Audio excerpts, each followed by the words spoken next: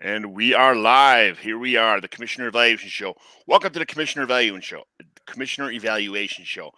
McGlynn is in. Let the fun begin. Tonight's show will be double the fun with two guests. Skimming through the Week 13 waiver wires, injuries, team news, as well as some Mighty McGlynn Dynasty League trades. And a team evaluation at the end, as usual. So we'll jump in with Steve Slohani at, you can say, Steve Slohani at Steve's.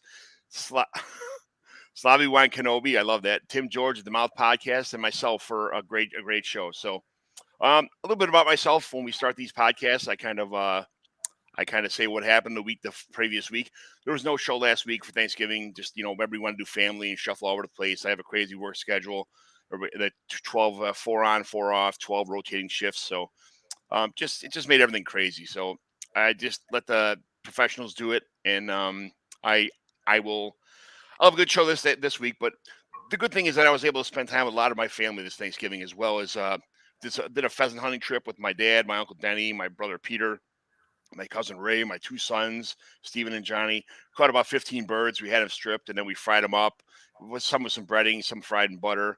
All in all, it was a real nice day. So um, I'll I like Thanksgiving. I think it's my favorite holiday just because nothing is expected from anybody. It's one of those things where you just show up, everybody eats, has a good time, tells jokes, watch football. And everybody. It's just a great all around day. So we'll start out here. Uh, Steve, well, tell me about yourself. Introduce yourself. Where people could find you on Twitter machine, all that kind of stuff, and Oh yeah, brother. what happened last week in your life. Thanks, John. Appreciate you having me on. I guess to get the name corrected here, the real name is Steve Slobodecki, but I played baseball in college and was a two-way guy. My buddies joked around and they called me Steve Slotani because I was not good, but the name played well. So we changed that and kept that as the Twitter handle. But Sloby-Wan Kenobi is the official tag if you guys want to find me on the Twitter machine. And Thanksgiving week was an eventful one. Wife and I actually just closed on a house out in the burbs. And then with that, went paintballing with some buddies. Had a pretty eventful experience while we were out there. You ever heard of the gauntlet? Yeah. When you're paintballing? Yeah, one of my buddies, they nominated him because it was his birthday. So we all lined up, got in the rifle order to start blasting him with paintballs.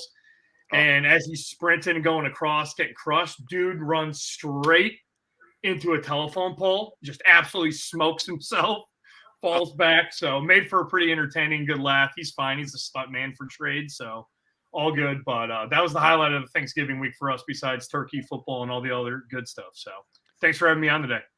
Yeah, no problem. And Tim George, two first names kind of guy. Tell me about yourself.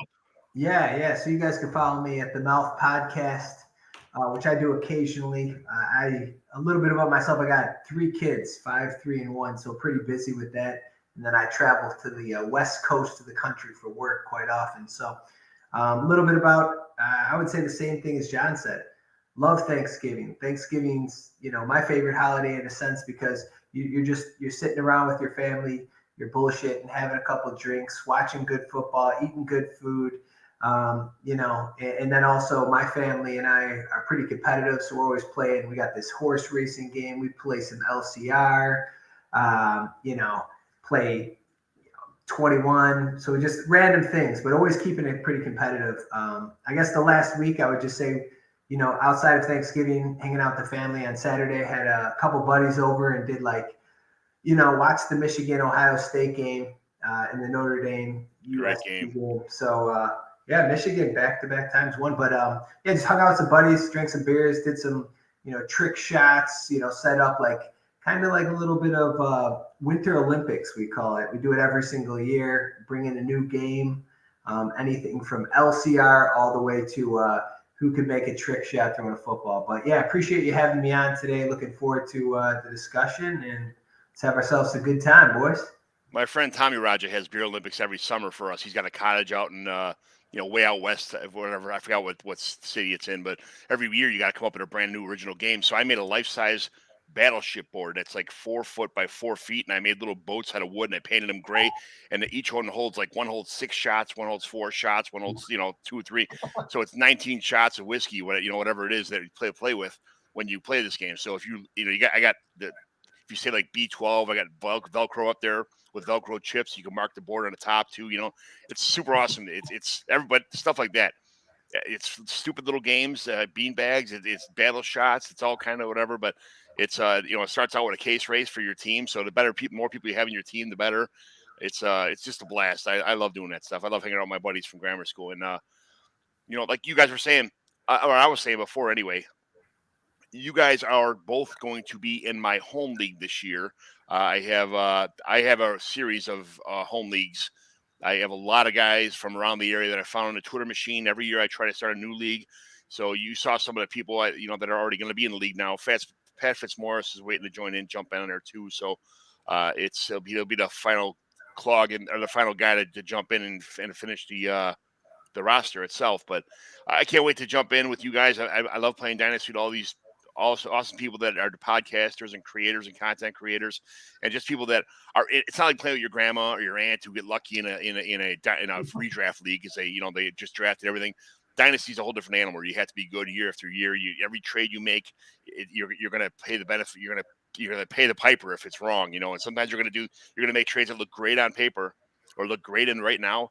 And, you get the Javonte Williams for whatever, or the Josh Jacobs for garbage last offseason that turned into gold, and I can't wait to play with you guys too. And I love fantasy football. I love doing this show. I love having people on and doing this kind of stuff. So this is my favorite hobby, and I appreciate you guys being part of it.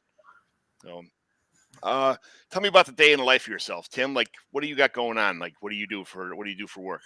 Yeah, so I'm in actually computer technology sales to healthcare providers, meaning I sell everything that supports our medical records. So it doesn't sound glamorous, but it's a sale. I've been doing it my entire career since I graduated college out of Illinois State. Shout out to Redbirds.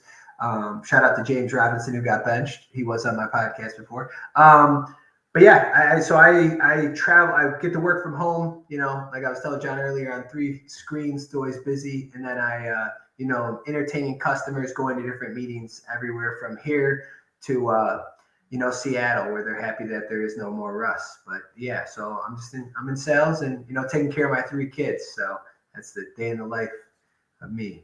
Steve, how about yourself? Yeah. Say, Tim, we're running a similar rat race over here. I also work in IT sales. I'm more on the channel side of the business. So I work for a pretty large Fortune 50 IT company, but in that I oversee channel distribution, operations, and sales. So really an overlay between our sales organization on the IT side and the reseller partners that we work with. Traveling anywhere and everywhere to go meet with these folks, which is a lot of fun, meeting a lot of people, and then got a team of folks underneath me who really do the grind in and all the good stuff. I see someone throwing CDW out there, and yeah, I know them well. That's where I started my career, man. So that's where I work, brother. 15 years strong. Well, how about it? We definitely got to connect because I was there for quite a while, man. I'm on the Cisco side of the house. How about it? That's how we know. That's good. Look, you guys got a connection already. Yeah, there you go. This is why we make these things happen. So I knew your face earlier when you jumped on. Anyways, yeah, you were Healthcare West. You used to work with like Tim Marco and some of those guys, right? Yes. Hey, I supported your guys' team. How about that? Look at that. It's not what you know, it's who you know in the real game of life. That's true story. Wow. So yeah, I've changed my roles a little bit here and there since I've been with the company, but a lot of fun, man. And I don't mind working from home and getting a chance to get out and go see people every now and then. It's been good for me and my family and allows me to get into some new hobbies. So I've picked up in the last 2 years, pickleball, really dedicating more time into golf, obviously very big into card trading. I think you might be able to see a few of them behind me back there. So a lot of hobbies coming with the time that's been able to come in from working from home and all that stuff, which is a lot of fun. So make your life better, man, if you can. That's awesome. Enjoy it. You're not here for a short time. You're not here for a long time. You're here for a good time. So make it the best of it. So Steve, what's your favorite afternoon munching food when you're glued to the TV watching Scott Hansen on Red Zone? Oh, that's a simple one, dude. Buff chick dip all day. Throw a couple Mozzie sticks in there too while we're at it. But yeah, I'm a simple bar food kind of guy. So buff chick dip and Moz sticks all day. Tim, how about you? I love chips and dip. I mean, just French onion dip, the old school Dean's. I mean, that's my go-to. I would say that and some tacos. Call me good. The right answer here is there's no such thing as the wrong answer. If you're having a good time eating what you like, have at it. It could be pizza, it could be buffalo wings, it could be bar food, potato skins, fried mushrooms, hamburgers, hot dogs, chili cheese dogs, whatever. if it's good, I eat everything. I'm like a garbage can, man. I'm like 360 pounds. So, you name it, I ate it. I eat tons of it too. So, Our fellow unit in the league, John. yeah. So you'll find out what I eat at the bar when we go for the draft. It'll be rough. You guys better Uber it. That's all I gotta say. But My kind of style. There we go. what was your hobby now, and what was it before you started playing football? I know, Steve, you kind of already said car trading, but is that all you got going on? What else do you do? Yeah, I mean, while I'm at home, I'm really into sports cards. I've kind of created like a pseudo business, like selling some stuff via Twitter. So that's been fun for me getting into. My dad actually, when I was a kid growing up, used to own an LCS, a local card shop out in Glendale Heights. So I grew up around comics and baseball cards. It was all I knew.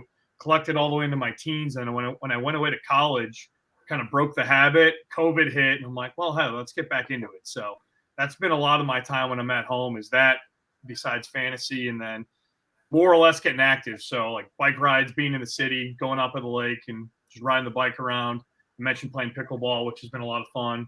Golfing. I actually started my own volleyball league this past year.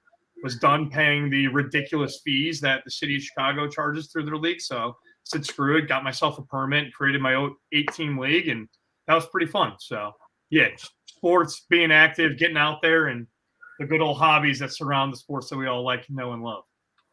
Absolutely.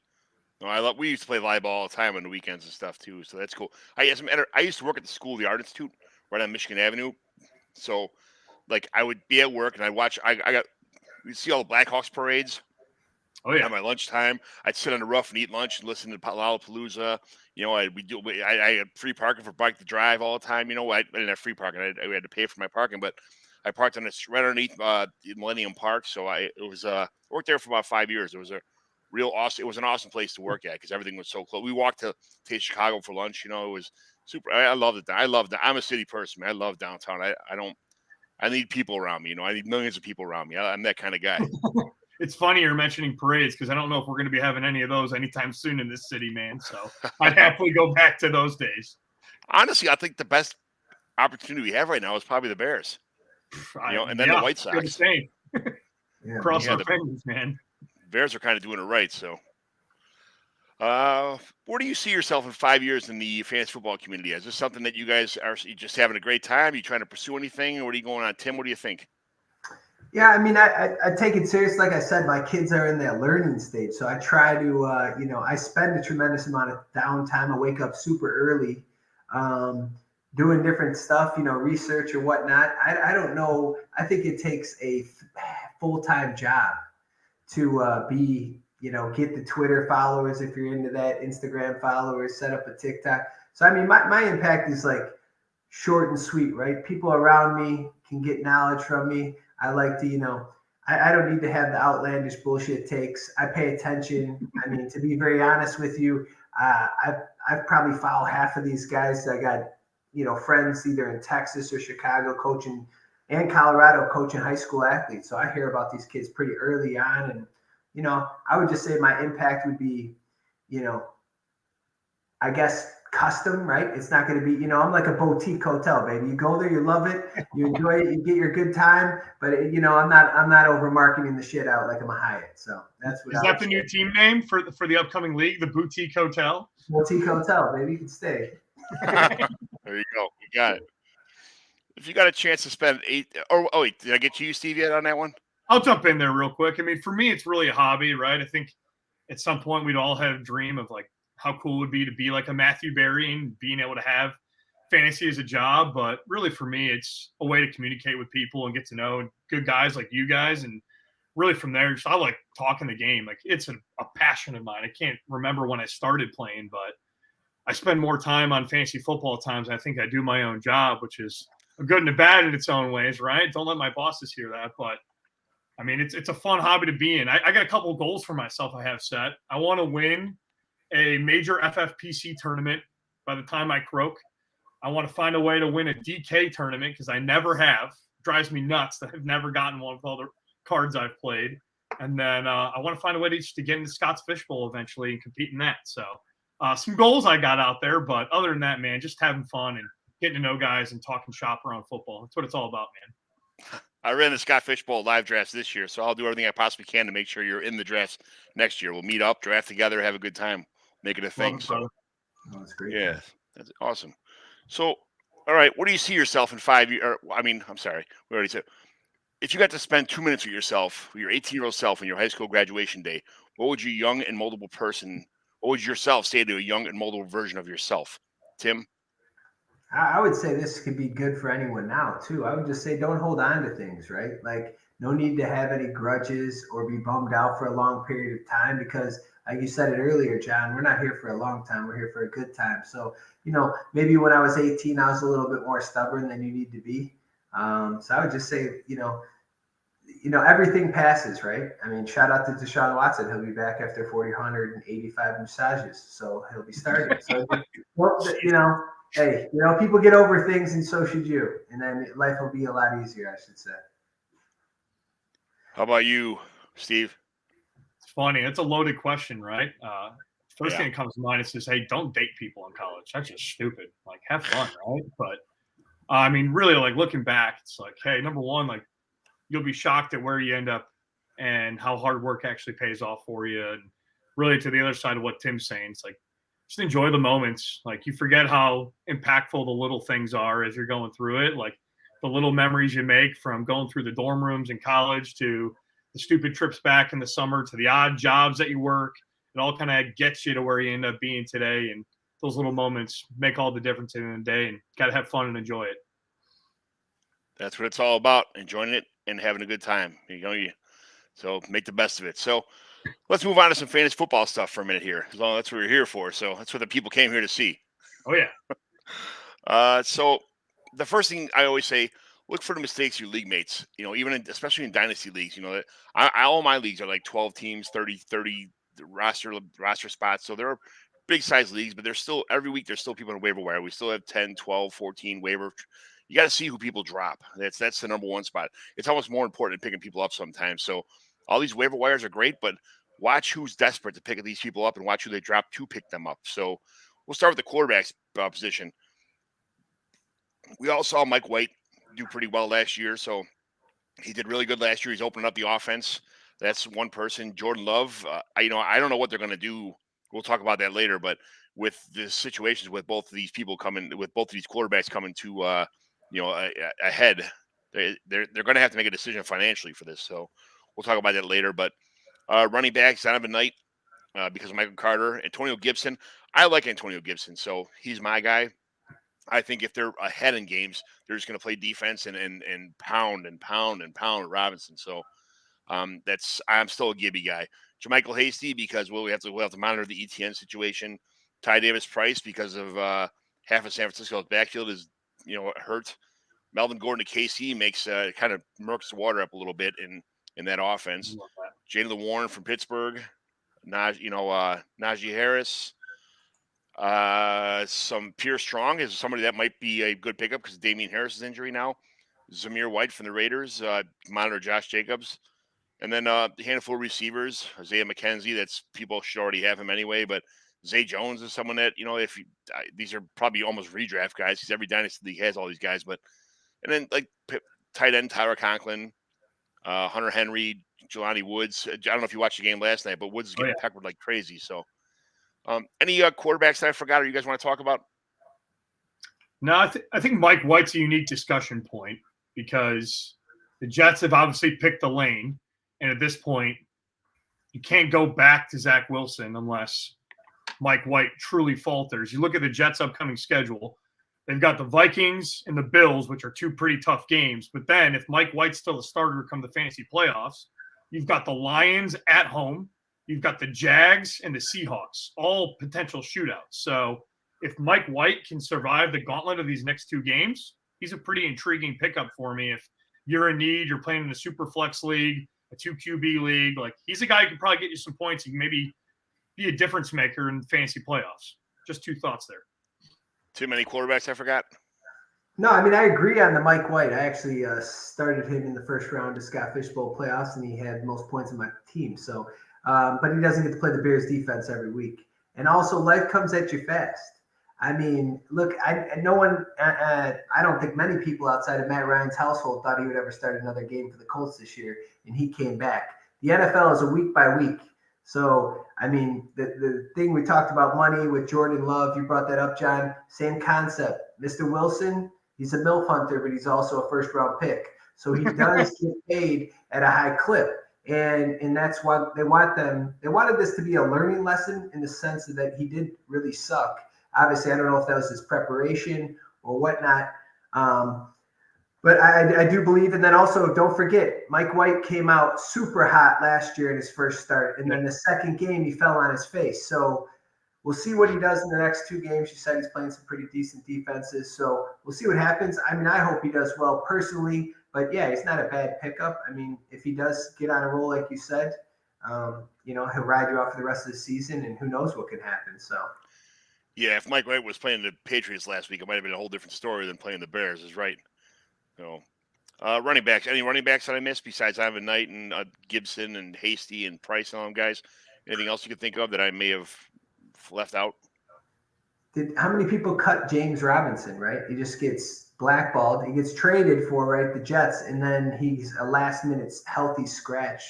I'm kind of curious to see if he gets active, if he's active, just because, I mean, he does have he has the stats. He has his young career. He's been successful.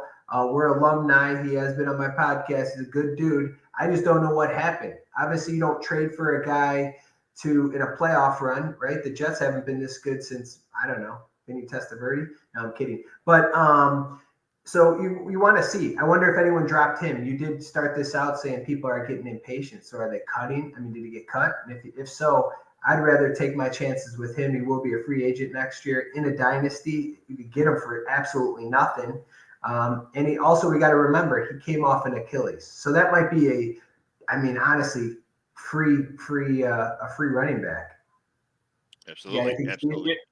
One other guy I'll throw out, and it's a deep stash and a long shot, but Jordan Mason has some intrigue to me in San Francisco. I mean, he looked great in the preseason. Obviously, they banged the table for him, which is the Lynch move. But with the health of Mitchell and obviously CMC, I wouldn't be shocked to see him get some carries. And if he impresses, I mean, he could be the guy who's the cuff for CMC down the stretch. And if he goes down and wins a role, I mean, that's a team that's a juggernaut moving through the playoffs right now. So I wouldn't be feeling too bad if I'm stashing him in a dynasty league with some deep rosters. Any other younger wide receivers besides McKenzie and Zay Jones that you guys want to pick up that may have an opportunity soon? I don't want to. He's not young. He's old as dirt. But I just keep hearing rumblings of this, with the new practice rest. This is someone that's definitely cut. But John Brown, John Brown is a veteran. And when you come in a playoff run, later on the season, are they going to try to bring him in, right? They're not going to get Odell Beckham. It doesn't look like he's stuck on a plane. But, are they going to be able to, does John Brown make an impact? You don't need him. I mean, you got to realize this is just, if we're not thinking long-term, if we're just thinking this season, do you have him, play your flex one game, right? If he's able to get in there and be able to be a starter. So that would just be someone that's free. And this would be something that would be just for this season. I know that's a redraft thought process, but I'm just thinking if you're trying to win it this year and you can maybe get someone for free. I got 2 guys that come top of mind, John. The first is going to be a deeper play. Lance McCutcheon on the Rams.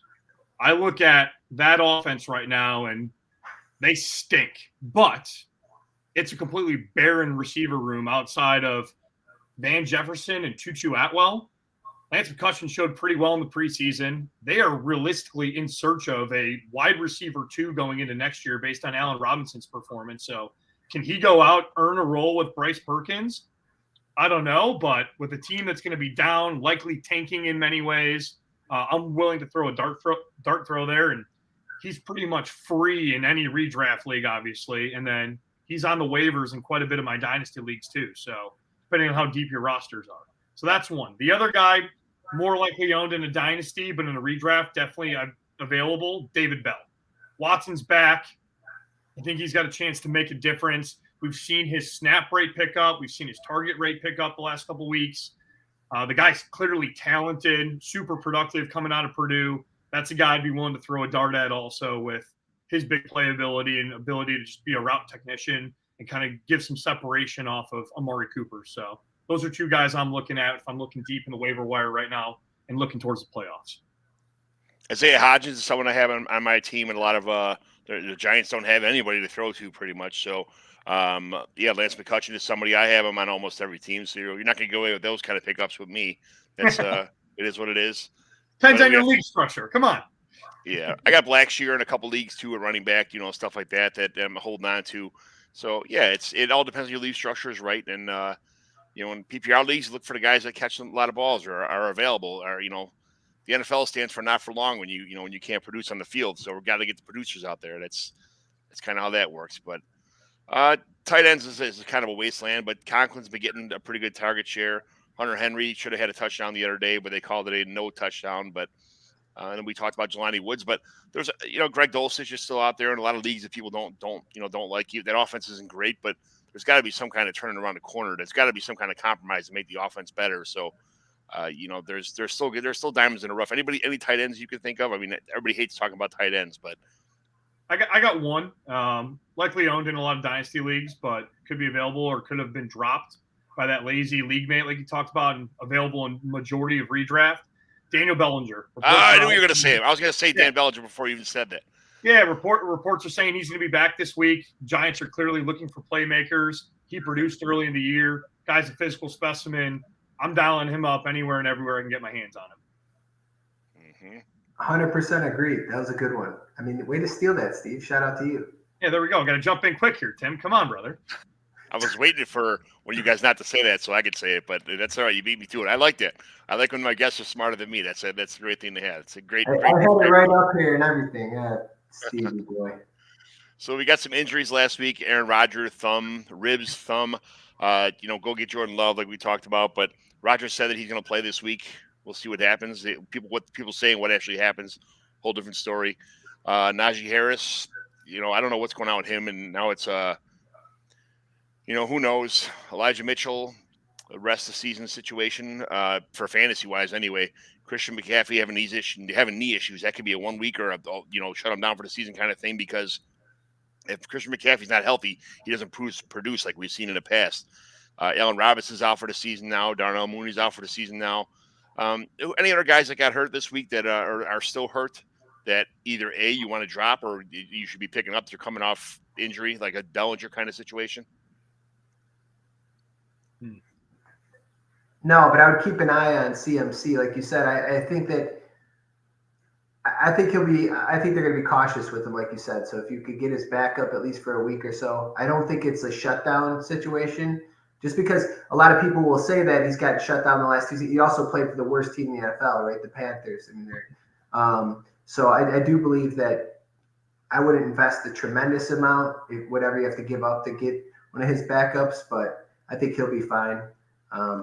But yeah, I think this is the best injury ever happened for Jordan Love. Like, it's about time that he gets to play. Yep. We'll see what he does, because this season's thrown away. And it looked like I was watching Aaron Rodgers on the field the other day. I mean, he looked pretty good, didn't he? Ball placement was solid. Yeah, it was like it was kind of a sample size, but he looked pretty good. So, the only other guy I can think of is Mike Williams is still hurt, so constantly monitoring that Chargers receiver room. Those other guys have been ultra productive when given the opportunity and the looks. Obviously, Keenan Allen's snap rate is raising, which is great. I think all Keenan owners want to see that. But DeAndre Carter, Josh Palmer have been super productive. I think it even makes Gerald Everett still a decent play down the stretch if you need a tight end too. So those are guys I'm just monitoring if they've been dropped in leagues that you can potentially pick up or just continue to leverage if Mike Williams stays injured. And one other person, Mike Boone, I'm not saying he's great by any means, but how long and how, I mean, Latavius Murray feels like he's 1,000 years old. Like, how can he keep this up, right? And we know that Russ can't throw the ball. He obviously gave that up. So, Mike Boone, is he someone that you want to put on and see what he can do? He's coming off the IR, I believe, this week. He did once get a 0 in a Super Bowl like 3 years ago that won me a championship. So I like Mike Boone because he was terrible, but could be, he showed some flashes of a pass catcher if you're in a PPR league. If you need someone that, can hopefully be good maybe for a week or so. I had Boone for a couple of years on my team, and I finally let him go last year, halfway through last year, when I realized that he wasn't going to be the answer. So, but anything could happen. It's all it is. Everybody's an injury away from being relevant again. So, all right, some current events and player news here. We, as Bears fans, we want them to get their experience and show good, look good, feel good, but lose and get a better draft pick at the same time. So I'm all for this Bears tank. I'm all for they're doing it right. They're barely losing games. Justin Fields improving. He's got to improve the pass a little bit, but I'm not sure that I don't want to ever see a guy get hurt, but I'm not sure that losing Mooney for the rest of the season is a bad thing. I'd like for him to come back and be a good number 2 or number 3 next year in a better offense. So whoever else they got, and obviously Velus Jones isn't the answer for next year. They're going to have way better players than him, but I hope that Mooney could be just a distraction for better receivers next year's on the offense. So, what do you think about the situation with the Bears, Scott or Steve? Bears situation's interesting. I mean, as a whole, I'd like to see a guy like Velus Jones just get some opportunity. You made the pick on him, right? So let's run him out there at wide out. Let's see what you got. Let's let him return some kicks. You've got nothing to lose at this point. Frankly, you want to lose. I'm really thinking about 23, though, right? Like, who's the receiver that they can take in the first round, because free agency is not where they're going to find it. So you're looking at Quentin Johnson. You're looking at JSN, Downs, Booty. There's a few other guys out there, Jordan Addison. Like, those are the types of guys I'm thinking about, and I'm dreaming in a Bears uniform right now. So that's where my mind goes to the Bears. Yes. All right. We spent a little more time on the Bears because we're Bears fans, and they started off. So these will all be quick hits. So the Bengals getting Chase back. How good are they going to be going forward? I mean, I think another Super Bowl run, right? Just getting that chemistry. Chase is going to open it up. So if you have Higgins, you have Tyler Boyd. Tyler Boyd will be more effective for your fantasy team. Chase is one of one, right? So that's what I think. Chase is obviously, it's all good for us fans. Red Zone, tune in. Bills, is Josh Allen just going to prove a point and destroy New England's fantastic defensive secondary this week? I definitely think he wants to, right? We did watch a game where last year all they did was run the ball the entire time, the Patriots. So Josh Allen wants to, not only for his own confidence, but I think for the team's confidence, just get rolling and hopefully make a Super Bowl run here. All right. We got to go back to the evens and odds here. That's what it was. That's why Steve hit me up. Yeah, we reset it. We got you there, John. John, we're on top of our shit. There you go. I'm glad somebody is. Broncos, are you trading away Russ? Are you trading for or away Russ in Dynasty? I don't even want to hear his name come out of your mouth. I'm done with Russ, period. Next question. I love it. Next question. Broncos, how much better will this team be with Watson? Well, Watson will be good. Obviously get to play Houston, so that's just like a preseason game. He was a top 5 quarterback when he left. He got a few massages, and now he's back, ladies and gentlemen. Prepare. Buccaneers, is Chris Godwin a league winner or a sell high? I don't think he's either. I think he's a hold. I look at Godwin, 10 points plus every single week since week 5 with upside for touchdowns. Bucs are playing in competitive games. I'm just going to roll him out every week as a confident wide receiver 2 with 1 upside. The Cardinals, why can't Trey McBride be good? Jay Cutler, Kyler Murray, he only sees 2 receivers. He can't see his tight end. Chargers, is Isaiah Spiller the guy you want to own approaching the playoffs? Well, if I'm banking on Isaiah Spiller being a guy for me, I'm probably in a tough spot, right? But that said, if I'm a non-Eckler owner, I'm definitely happy to hold him in case of an injury. He's shown all right, but he's got some draft capital investment, like his production in college. So sure, I'll throw a dart at him. Why not? The Chiefs, how bad will Gordon mess up his backfield? Not at all. Ask LaShawn McCoy. He knows. He sat on the sidelines. Veteran running backs coming to KC do nothing, and my man fumbles the shit out of the ball. The Colts, Matt Ryan just looked old yesterday. How bad is Matt Ryan? Indy's a disaster right now. Matt Ryan is cooked. That said, I'll give him some credit. Was shocked to see him scrambling a little bit yesterday. Actually pick up a few rushing yards, but Indy's cooked. Matt Ryan's cooked. They should have tanked on to next year. You got to pick. You got to pick Gibby or James Robinson. Robinson as a trade target for the Commanders. Who are you taking? As much as I like 50 Cent, I want to take his boy Brian Robinson. Give me my man Gibson all day, every day. He's just a better athlete, just more explosive, and he has no bullet holes. That was the right answer, just so you know. Yes, perfect. Cowboys, is Dak Prescott better than people think? Dak's legs seem to be gone, but I've been impressed with him as a game manager, and obviously the weapons are solid. I think the run game has really assisted him as a whole.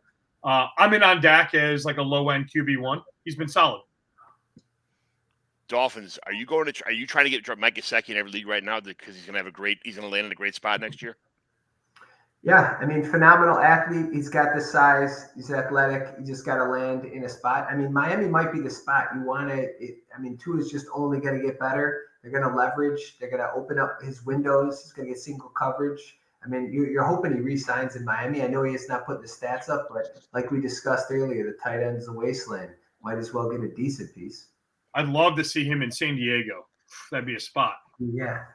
Yeah, it'd be a lot of fun. LA, my bad. Speaking old language over here. I have him in almost every league because I'm a Dolphins fan, so it's one of those things. It is what it is. I can't wait for him to go somewhere and be productive. Eagles, do you want which wide receiver do you want on this team? AJ Brown, no question. Falcons, I don't even have a question for them. Like I don't like it's so bad. Draft capital. Yeah, draft capital. And did you know you had a tight end, Kyle Pitts? They don't even know. It's terrible. 49ers, I hope you didn't sell the house for CMC, right?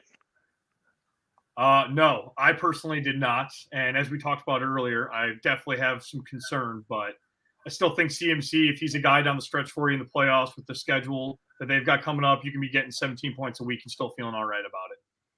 Giants, how much you love Isaiah Hodgins. That guy caught a touchdown. There's nobody else on that team. He came out of nowhere. I know he's a UDFA, but like, what do you know about Isaiah Hodgins? I know that you love him. He's got big upside. And when you can't throw to no one, you got to throw to someone, right?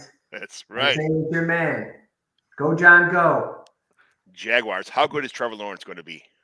Whew. Last week was exciting, right? Pretty boy over there. That guy can sling it. Our new sunshine, right? The modern reincarnation of him. But Calvin Ridley coming into that offense next year.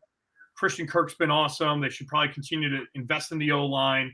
I am buying Trevor Lawrence wherever I can. I'm excited for the pretty boy. When they get a number one receiver and Calvin Ridley's number two, and that everybody else plays, piggy bump up, whatever kind of thing. Like, how good is this receiving core going to be? It's going to be great in Jacksonville. They're going to be solid. Jets, we already kind of said, will Zach Wilson ever see the field again? Yeah, 100% he will. I mean, obviously he was the number 2 pick, right? He's 23 years old. He had a bad press conference and 3 bad games. He came back from injury. If you don't see him on the field, at least you'll see him on milfhunter.com. But he'll be, ladies and gentlemen. Hey, John, fun fact. You said you're a Dolphins fan. The MILF Hunter actually has a bar down in Dolphins country down there.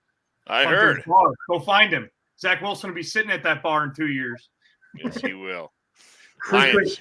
Who will be the Lions quarterback next year? Bryce Young. No question. Stroud goes 1. Bears get 2. Lions trade up for the Bears. Bears get extra picks. Young goes to the Lions. Lock it in. Let's go. I think the same way. Packers, is Jordan Love the future? It's a big financial decision to make here. I mean, we'll know in a few weeks. Hard to answer, right? I mean, he showed a little bit of flashes and they fell on his face last year. So 2BD would be my answer. TBD.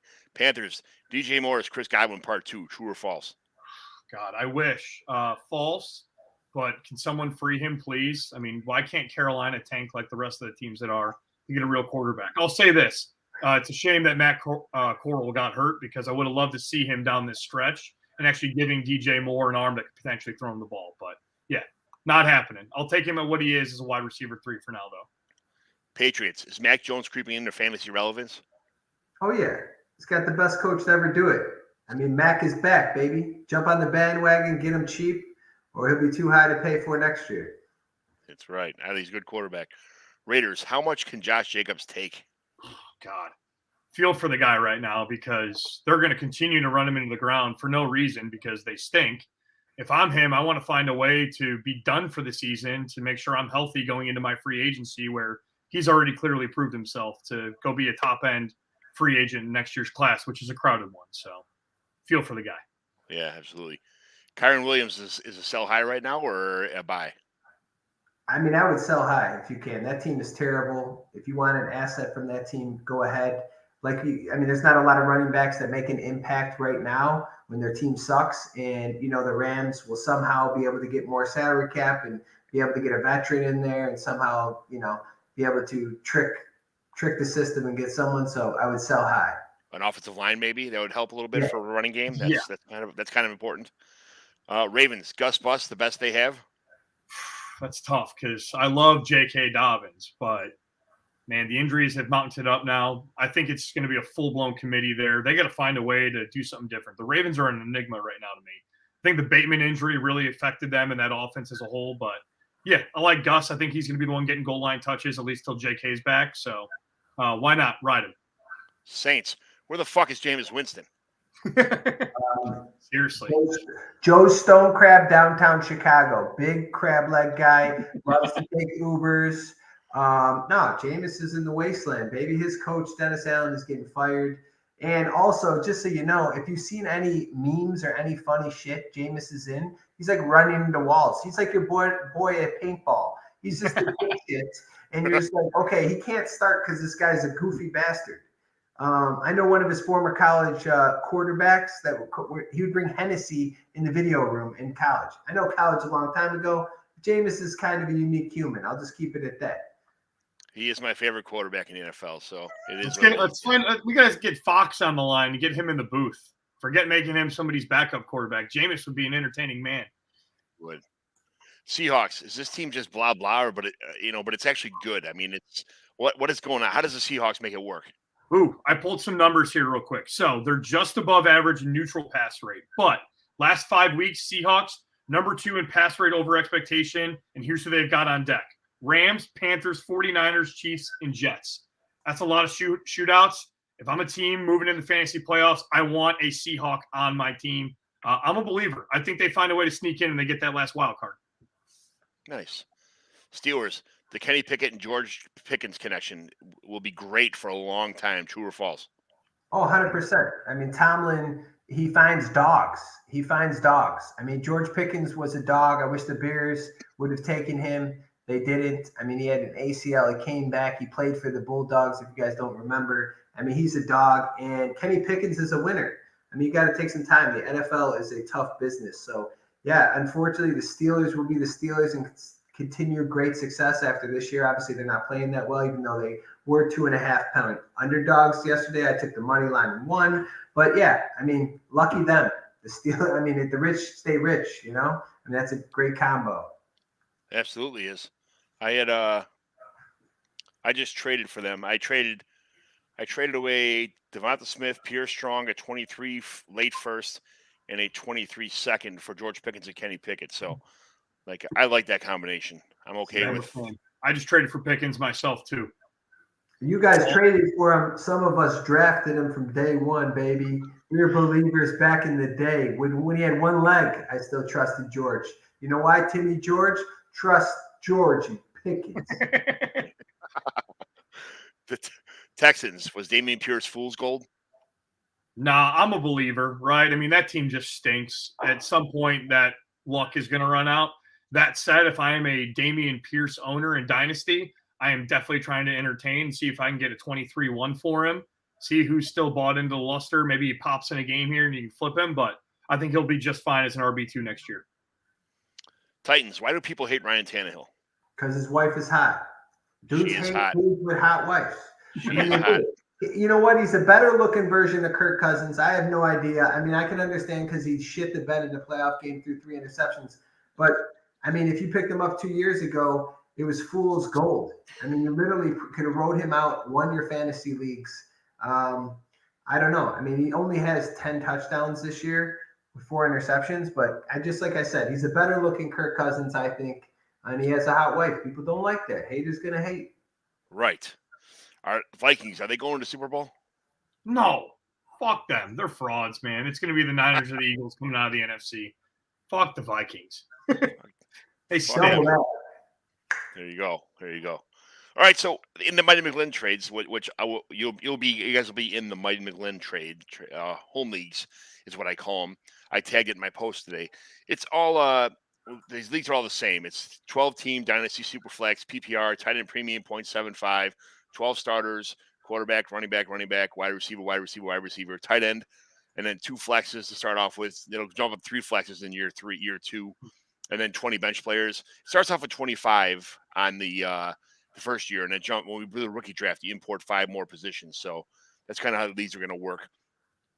There is no roster limits. Normal scoring with some bonuses for long plays, stuff for points per carry, stuff like that. So looking at trades is kind of in a vacuum, but these are some trades that happened last week or so, or 2 weeks, within the last 2 weeks anyway, in my home leagues across the board. I have all of them. So Kenyon Drake for 23 fourth and 24 fourth. Which side would you want, the 4th picks or Kenyon Drake? Give me the 4th all day. I mean, what's Kenyon Drake's role moving forward in a dynasty league, right? Nothing.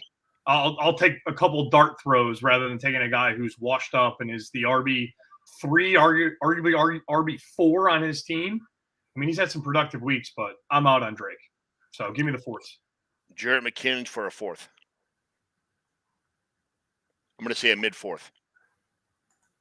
Yeah, just give me the same thing. I mean, this is Kendrick Drake 2.0. I mean, I don't understand. This guy doesn't have a role.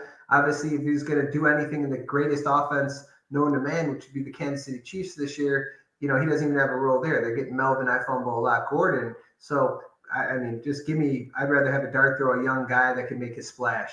He was presumably the PPR back on the offense, so I can see where people would want to have him somewhere, but it is what it is. Robert Woods in 223 fifths for a 24 fourth. Whew.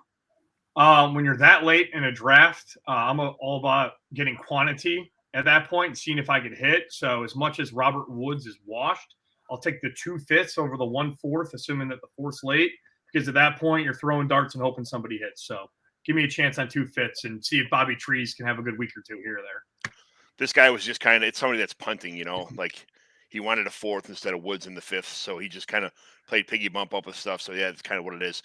Same guy traded me. He's going to be an early, he traded away Corey Davis just so we have a lottery system in our leagues. It's whoever is, the playoffs are structured by points for, depending on where you're at. And the lottery, the picks 1 through 6 is a draft lottery.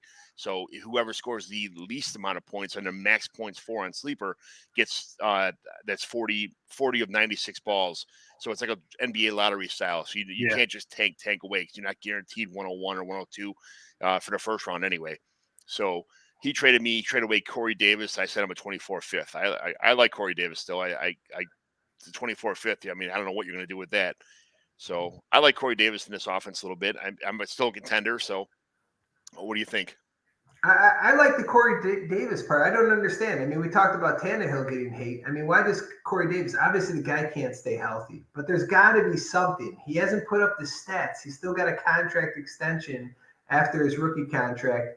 The Jets clearly have a tough coaching staff. I mean, they're benching players, so he's got to have a good work ethic. I mean, you can just refer to James Robinson and Zach Wilson. I mean, those are draft capital guys in the last year, and they're benching their ass. And Corey Davis consistently is getting, he's won. Elijah Moore, I think, might be better than him, and he's playing over him. So he's doing something right. It just doesn't seem like he's had success in the Jets. I think he's got some upside. I also believe they can cut him after this year, and he can become a free agent. So if he lands in the right spot, you never know. It's just him staying healthy. So I like your side, John. Daniel Duong asked, is he going to play this week? I'm not sure who he is referring to. We just shot through a whole bunch of people, so hopefully he jumps back in and asks his question. I think he's talking about Corey Davis. If Corey Davis is playing, and I do not know. But I think he is. Okay. I think he was close to playing last week, and they kind of said, this will be his week. So I'd be intrigued to see him with Mike White, right? I mean, we talked about the potential upside there, so maybe Davis likes him, or White likes Davis. We'll see. I drafted Elijah Moore in a lot of spots last year, so I'm pretty happy about that.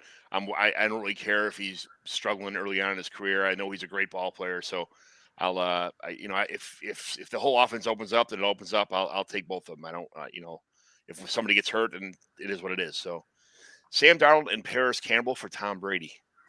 Whew.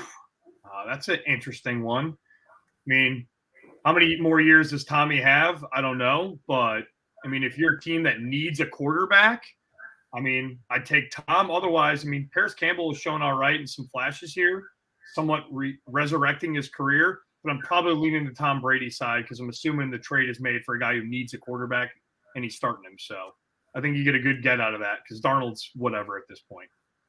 Yeah, Darnold might finish this season out, but I think it's more of a wash on the quarterbacks and then Paris Campbell. So somebody's going to get Paris Campbell going forward.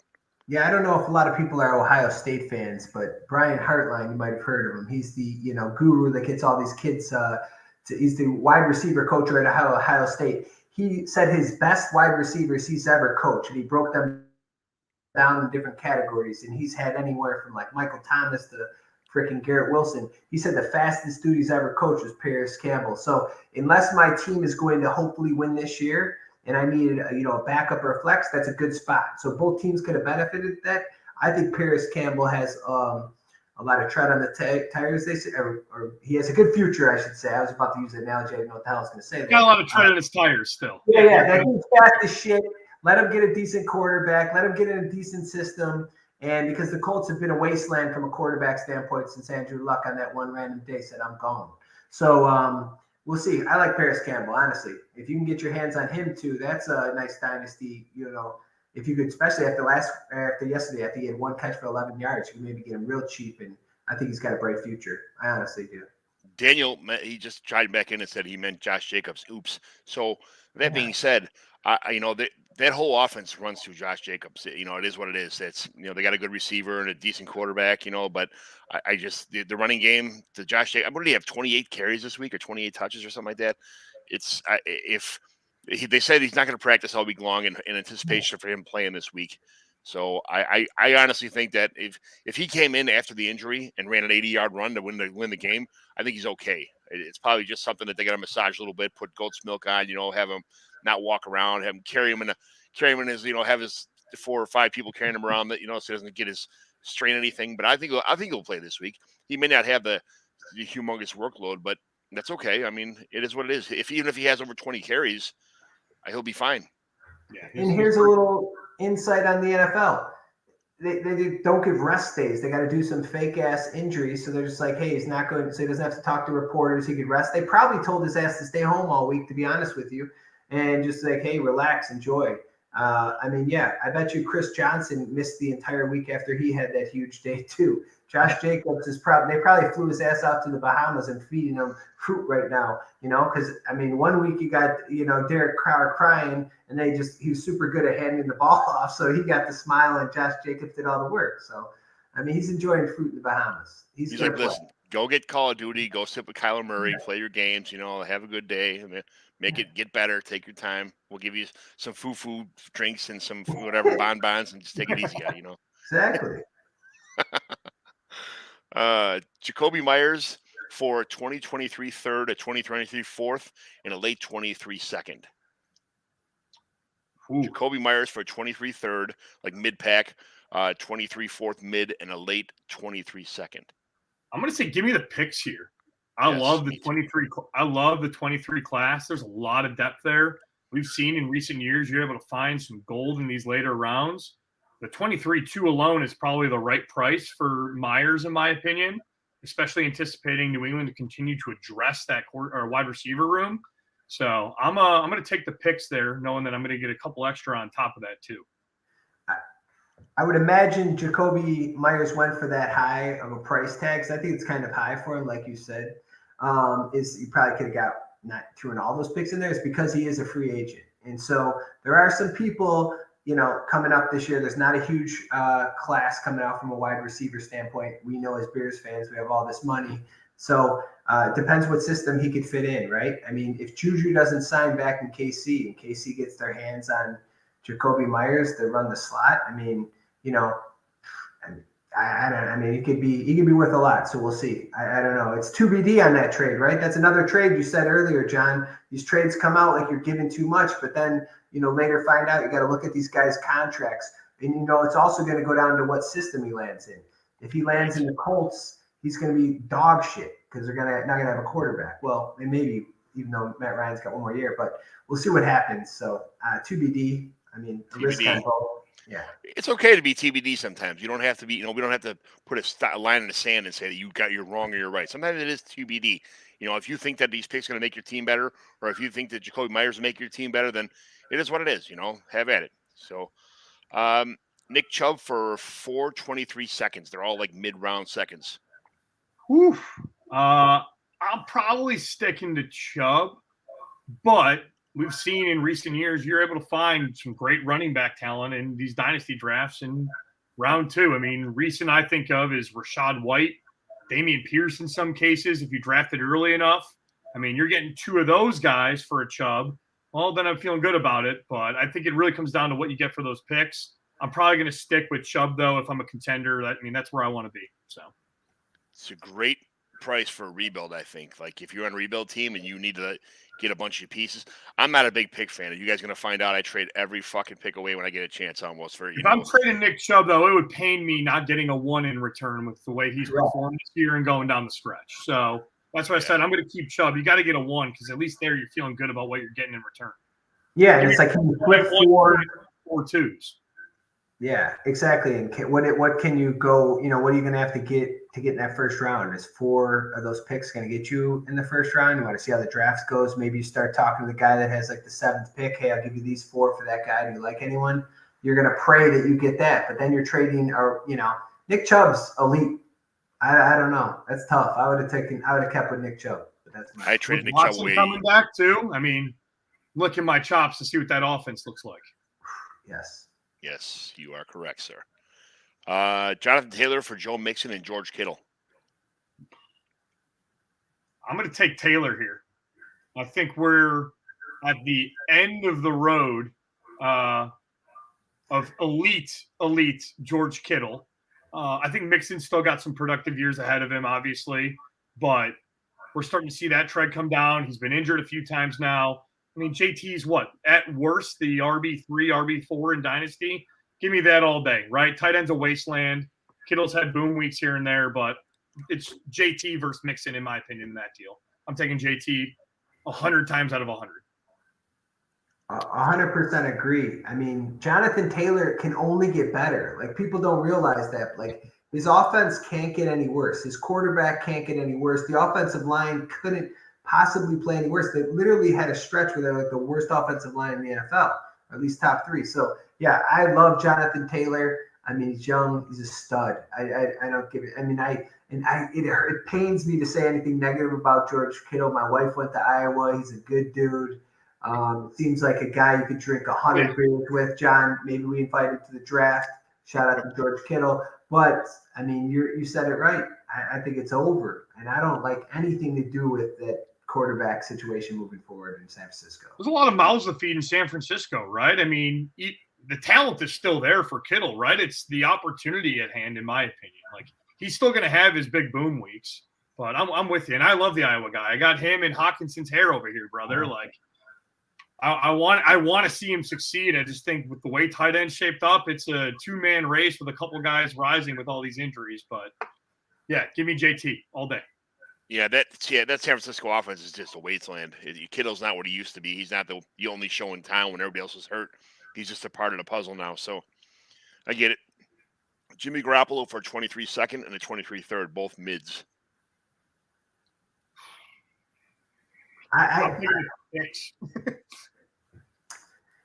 Yeah, I don't know where he's going to land. And the best situation he has is right now with, we just discussed, all the weapons, right? And if you're not putting up elite week after week, right, you'll have a week where he has 3 touchdowns. Then he goes back to like 1 touchdown. It's like, I mean, he's never going to have a better situation than now, I think. I mean, just think of it, right? We just discussed George Kittle. We're talking about him. Like, the guy has to throw the ball to all those. And they're not, So I don't know. Jimmy G, I would take the picks. It's sad for me to say. He's from Eastern Illinois. He's a good-looking cat, Shout out to Jimmy G. He loves porn stars, too. Rolling Meadows boy. I'll rep Jimmy G all day. I think I got an old jersey of his floating around here somewhere, too. But, I mean, I think at the end of the day, I mean, I'm assuming this is a super flex or a 2 QB league, giving up that type of draft capital to get him. But, I mean, where does a guy like Anthony Richardson go next year? I mean, big enigma, but with knowing those quarterbacks are there, that's going to push some of this top end deep talent into that round 2. You can be getting a stud with that mid-second in a super flex league. So I'm taking the picks all day with that one. Yeah, quarterbacks and running backs are going to take out most of the early round draft next year. So a couple tight ends, a couple wide receivers, and the Notre Dame tight end might be the only other first rounders.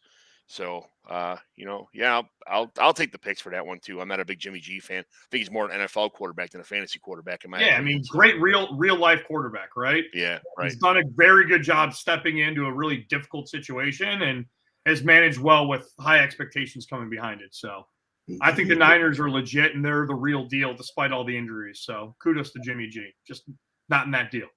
This is not from a Mighty McGlynn home league. It's for one of my friends who have almost the same kind of situation, super flex, non-tight end premium though. So it's just regular 12 team 30-man rosters, non-tight end premium, but all the rest of the stuff's pretty much the same. Patrick Mahomes, Justin Jefferson, and Jonathan Taylor on one side of the trade. For Dak Prescott, Deshaun Watson, George Kittle, 323 firsts, 223 seconds, and 223 thirds. It's a doozy to unpack. That's a big boy trade. I remember when you tweeted that out this morning, and I took like 10 minutes to think through it. I'm like, man, what the hell would I do in this situation? I think at the end of the day, it comes down to those first, right? Do you hit on them? Because if you miss on those first, you're screwed. That deal's done because you're not getting a generational talent like JJ. It's coming up very often. JT, we already all discussed. We love him. And Patty Mahomes is Patty Mahomes. But if I had to pick and I'm a rebuilding team or I want to go to a rebuild route and I don't like where I'm currently sitting, I think I might go with that other side. I love Watson. I love Dak. I mean, those are two great QBs to have pending the rest of your outcome or your roster there. And this 23 class is loaded. So I'll take some dart throws at hitting on a couple guys, and I think I can walk out okay. Yeah, Mahomes is the tier 1 quarterback, probably the number 1 quarterback overall. Maybe besides Josh Allen, he's number 2. But Deshaun Watson and Dak Prescott are both tier 2 quarterbacks. So you're looking at, is Justin Jefferson worth a tier 2 quarterback like Dak Prescott? No, not in my opinion. No. But if you don't have go ahead. No, I was going to say, was it ever determined? I mean, it's obviously too early to tell where the picks are. I would imagine you have a pretty good idea, but is it definitely like the second or third pick for sure? Like that would be something you probably could look at in the standings in there. I mean, it's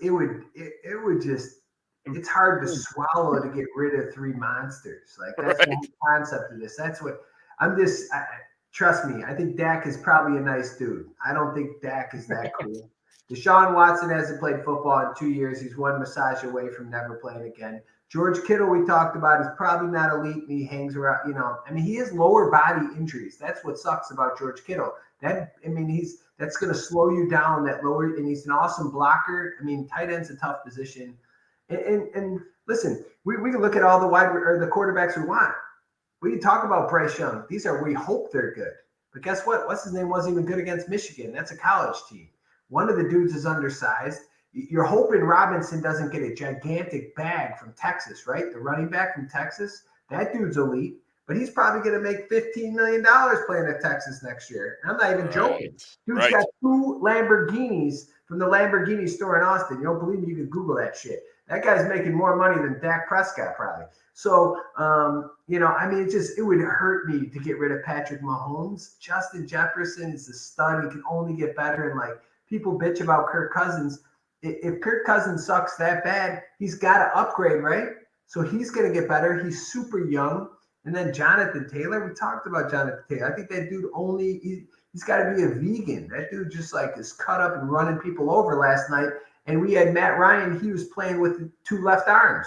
So it just drive me nuts. I couldn't do that. I'm sorry. Too big of a pill to swallow. I choked on it and I couldn't do it. So I think it comes down to a couple simple things, right? Like, are those your only 3 assets and you need to turn those assets into picks or something? Because at the end of the day, we play fantasy football to win the game, and those are the guys that win the game for you, right? Now, Dynasty's fun because you're building, and that's the fun part of it is picking guys and getting new young talent and all that stuff. So I think it really comes down to where you're at. I'll probably be the odd man out here and say, hey, if you're trading those guys, you're probably trading them for a reason. So give me the picks because I love Bijan. I love Gibbs. I like some of the wide receivers in this class. And I'm a big believer in CJ Stroud. So if I'm getting two of those guys out of a few of those first, you're probably sitting okay knowing that you also got Watson, Dak, and a few others coming to your side. So I don't know. That's my take. Yeah, it's a tough one. There's a lot of, that's like a 50-50 almost. I would also say big fans of CJ Stroud and the Michigan Wolverines because he has not beaten them as a starter. He's 0-2. So, you might have some friends over there, my man. But yeah, no, I agree. You're obviously trading them for a reason. Your team's probably shit in the bed. You have nothing else. You clearly have nothing else on your team. So it helps to see that gentleman's roster. Yeah. Another question: favorite running back waiver for this week? Mine is JaMychal Hasty. I think. I think ETN may have a more severe problem than we're leading on for. So, who do you guys think is your best? Who would you pick up if you had a waiver? All these guys are number one waiver priority this week for you guys is who? Warren, Pittsburgh, because what's his name messed up his abdomen, and he was already, on the fence. He was already on the fence. It's like he was losing touches and stuff. To Warren from Pittsburgh, Yep. I mean, they're going to try to showcase him, and they also want to see what they have, right? You talked about, George Pickens and Kenny Pickett too. So they want to see if they have a young core. I mean, those would be three rookies. So we'll see. That would be if I'm going to spend some money on. All right, good. How about you, I'll go with Zonovan Knight, right? I think the young man flashed last week. I think they gave him 14 carries, if I'm not mistaken, and he took it for almost 70 yards. So there's some upside there. I mean, who knows what's going on? We talked about it, right? I mean, maybe James Robinson comes in since they spent draft capital on him and they run him again with Carter being hurt. But if you need a guy as a bye week filler or to ride maybe down the stretch here, hell, throw a dart at him, right? I don't mind taking a chance there. Yeah, not bad at all. All right, so every week we have we evaluate a team here. We look through a team and kind of see what this team would do to make if it's. Am I ready for this guy a playoff team? Excuse me, sorry about that. Is a playoff team? Or make a couple trades? Who would I trade to make this? To get this team in the playoffs or the final push? Some guys you target, or man, this guy's got a lot of good players, but they're kind of old, and this team is like the number 6 waiver team. The number 2, the second priority for the wild card.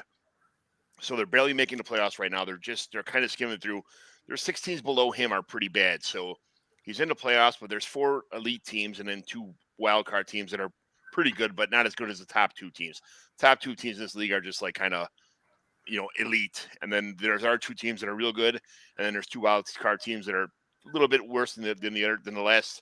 Number 3 to 6 are pretty not kind of even, but like I said, the top 2 teams are elite. So it's going to take some injuries, some other problems and some luck to win the championship here. So I'm going to share my screen here, and we're going to take a look at the team we're going to be looking at. So let me do that. The suspense, John, killing me. I know. I'm terrible at this stuff. You guys, I'm terrible. Remember, he just said he doesn't have a computer. And me and Steve used to work together. We learned a lot of shit. I knew you right when you jumped on. I'm like, I know that guy. All right, here we go. This team. Woo! It's Josh Allen as his quarterback 1, and then Jeff Wilson, Damian Pierce. Let's see. We got Hopkins, DPJ, Scary Terry, Tyler Higbee's the number 1 tight end. They got the Foreman, Isaiah Pacheco, Kyler Murray's the second quarterback, which is great in the super flex. And then he's got Case Keenum, Trevor Siemian, PJ Walker, Bryce Perkins, McKinnon, Mostert, Travis Homer, JaMychal Hasty, Caleb Huntley, Zamir White, TDP. Allen Robinson was out for the year now, and he's on IR. Michael Gallup, Drake London, who's a great future piece. Jalen Tolbert, who is a Twitter darling for a while, just kind of hasn't panned out. AJ Green, Hayden Hurst, Noah Gray, who I'm trying to get everywhere. Ferguson and Dulcich at tight end to finish that off, and Mecole Hardman is on his IR spot, or is one of his only IR spot taken care of. This team has all the draft picks: 23 first, 23 second. The 23, he's got 2 23 thirds. One probably going to be the 301, and then his own third, which will probably be a mid range. These are mid first, mid second, high third, mid third, fourth, fifth, and then the 6 rounds are just the extra, like you got to do in sleeper, make 6 rounds, because we have if you win the shit bowl, you get to pick 113 as a reward for winning the toilet bowl. So Nice. 24 first, second, third. So he's got all of his picks plus one extra early 3rd round pick here. So you guys have the team sent to you. What do you think you should do with this team? You want to go first, Steve? Yeah, I'll jump in and just share some thoughts. I think the first thing is you got to pick a lane, right? I mean, you're a playoff team, so are you at the point where you want to try and win, or do you want to ride out what you got? I'm normally a believer of, hey, if I make the playoffs, I've got a shot, so I'm probably going to find a way to go in, right? I said it earlier, you play to win the game. So I'm trying to probably find out a way to do a couple things. How do I upgrade my receiver room to some extent? Because I think long-term, we're getting a little bit older there.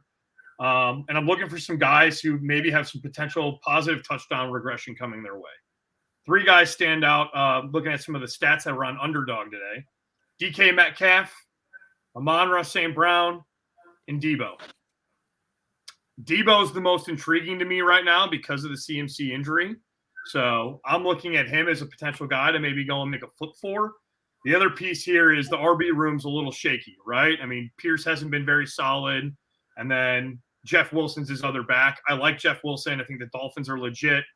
Mike McDaniel's done great things in his usage already, but I'm maybe looking to flip Dameon Pierce and seeing what I can get from Pierce, knowing that, hey, if you want to contend, you got to go for it. So do you want to get an upgraded wideout? I think he's a guy you can probably flip to maybe one of those bottom tier teams, try and go get a wide receiver, and then go look to see where else you can find running back depth. Yeah, I mean, I looked at the team and I just thought, like, I mean, how old is this team, John? I mean, because the reason I ask is there's so many backups. It's like you spent a lot of your draft capital and a lot of your roster spots being paranoid, right? I'm not a huge handcuff person because the more assets you have, if you're always paranoid a guy's getting injured, don't draft his ass. That's my slogan, right? But I like the team. I looked at the record at 9-3. I mean, you're in the playoffs, right? But I think the only thing that kind of would scare me is Kyler Murray. I know that sounds kind of crazy, but Kyler Murray he seems like he's one read, right now with Hopkins. I know that Hollywood Brown's back, but if he starts to open up and not try to piss off little Cliff too much, they could be able to, have like a nice duo, right? That Hopkins, Kyler Murray, getting double the points. I don't think you'll get another dud from Tyler Higbee. I think we talked about it again, right? They have no one else to throw to. So I would imagine the only thing that's scary is that quarterback is they don't try to have him throw. I actually think this team's a contender. I would say, like, I would ride it out if you're really, like, stressing, I guess, because one thing is you mentioned, Steve, the wide receivers are old, but Peoples-Jones has to get better. You have Deshaun come back, so your team is getting an upgrade there. Pierce is the focal point. I wouldn't really mess with him because I think he's a focal point in the offense, and they're going to get a quarterback next year that's actually knows how to play. And I actually like Kyle Allen. I've been following him since high school. But Devontae Foreman, if you could trade him high, I would move him. I actually think that's a piece that you can maybe upgrade because I do believe the best is behind him this year, and you're trying to win it this year. But keep your picks.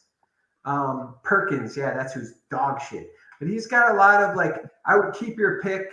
No, he is dog shit. He really is. Seriously. But you got to, like, differentiate you keep your roster spots, but if you could flip a guy and get a pick, because you want to clean up that back end roster because you're 1 or 2 injuries away from not doing anything moving forward because you literally all your depth is kind of backups. But Drake London and Gallup's going to get better. So Gallup's going to get better. So you might be able to even have him in the flex over Pachenko because I mean, it's a weird thing with the KC running backs, especially in the playoffs. You want to go probably a little bit safer, but I don't know. I actually like the team. I feel like you maybe spent too much time being paranoid. And then Hurst, I think Hurst will continue to be good. So if you don't like, you could plug him into Higbee's spot all day. I'd probably do that anyways. I'm surprised it wasn't that already, candidly. Yeah, I think one other thing I'd look at here maybe, and this is to your point of the Arizona offense. I mean, Cliff is out the door. I think we all know that. I have major concerns about how they run that team down the stretch. When we heard Kyler's comment saying, hey, our schemes are wrong, well, that's a problem. So can you maybe go and take Hopkins, who is going to be 30 next year, and flip him for another piece and maybe get some value out of it and trade him to a contender? That might be worth it if you can get somebody you can plug in, start, and then roll from there. And then you start to better yourself for next year and still keep yourself competitive for this year. But here's the deal, Steve. Just a rebuttal. They are a contender. These dudes put up high points. So that's what I would say they do. I mean, if Jeff Wilson's only going to get better. Oh, yeah. You're going to have to utilize it. To his arm will fall off. He keeps throwing 50 times. I don't give a shit. Left-handed people aren't strong as right-handers. I'm just saying. Shout out to me. I'm right-handed. But I think your team's getting upgraded. I would flip Foreman. I would try to flip Foreman and, see what you can get for Foreman. But I actually like this team. If you could flip, if you really are trying to think you can win it, what can you get for like Foreman and Gallup, Foreman, and even Drake London? I mean, the reason with Drake London, he's going to get a rookie wide receiver. He's not the fastest dude. What can you get, right? I want to know who else is, what else is out there. I actually like the team. And he's getting Hardman back. Hardman's going to be back. He could play in the flex. I actually like this team, to be honest with you. I only think even the bad players are going to get better just because of Watson with Jones, if you looked at that. I hate Allen Robinson because of what he did to me as a Bears fan of just not practicing, and then I drafted him in like most of my leagues, and thank God I traded him after week 2.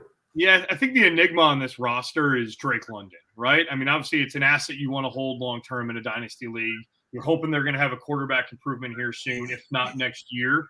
But outside the box idea, and I've seen some of this chatter on Twitter recently, can you go and take Drake London and maybe an oddball piece like a Deontay Foreman and go and flip him for, I don't know, a George Pickens, where you still have the great dynasty value, but now you get a guy that maybe you feel a little bit more comfortable playing and plugging into your lineup?